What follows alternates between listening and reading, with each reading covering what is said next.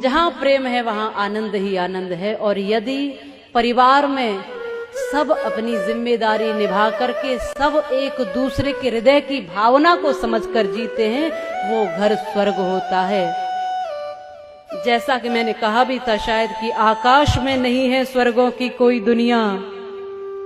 कहते हैं ना, मरने के बाद पिताजी के जाने के बाद लिखते हैं बच्चे, हमारे पिताजी स्वर्गवासी हो गए। अब ये तो पिताजी से पूछना पड़ेगा कि स्वर्ग गए कि नहीं। यदि वो स्वर्गवासी हुए और स्वर्ग इतना अच्छा होता है तो उन्होंने कभी आपको बुलाना नहीं चाहा कि आ जाओ भैया, वहां क्यों पड़े हो, ये बहुत अच्छी जगह है। कोई दूसरी दुनिया स्वर्ग नहीं है।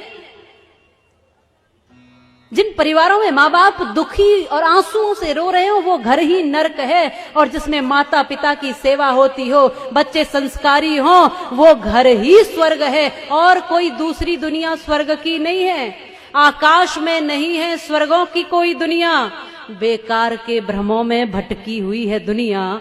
है स्वर्ग तो वहीं पर जहां मधुर मीठी वाणी, उस घर कभी न आए कोई भी परेशानी, जिस घर में एक दूजे की बात जाए माने। एक दूसरे को समझकर जहां लोग रहते हैं वो घर स्वर्ग होता है। और एक व्यक्ति भी अगर विपरीत विचारधारा का होता है तो रामायण उसका भी उदाहरण देती है कि क्या होता है। प्रत्येक व्यक्ति की, छोटे या बड़े, प्रत्येक व्यक्ति की उतनी ही जिम्मेदारी और उतना ही कर्तव्य है। बच्चे अधिकार की बात करते हैं, अरे पिताजी की संपत्ति पर मेरा पूरा अधिकार है, लेकिन पिताजी के लिए कर्तव्य क्या बनता है, थोड़ा इसको भी सोच ले। और बड़े भी ऐसा करते हैं, अरे भाई पैदा किए हैं तो कौन सी बड़ी बात है, उनका भी एक जीवन है, वो भी एक स्वतंत्र सत्ता है ईश्वर की, वो भी एक वही तत्व है जो तुम है। इसलिए छोटा हो ये सोच करके उसको छोटा नहीं समझना है। प्रत्येक व्यक्ति ईश्वर का अंश है। हो सकता है कि बड़े लोग कुछ दिन पहले इस दुनिया में आ गए हैं, बच्चे थोड़े दिन बाद इस दुनिया में आए हैं, बस उतना ही तो अंतर है, समय का अंतर है बस।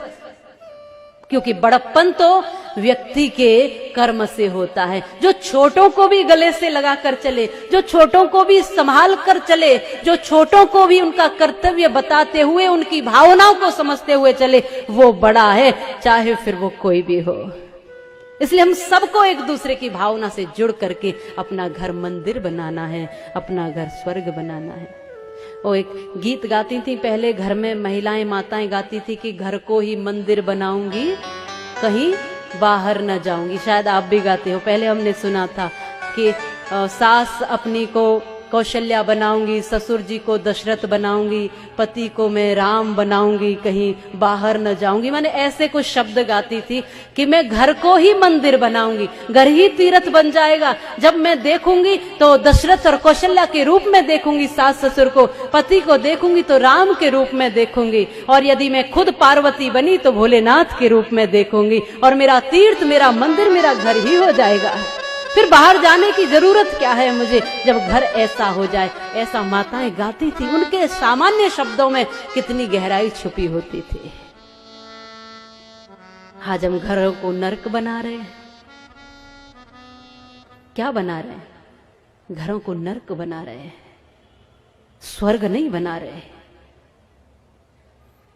ये सोचना आपका काम है।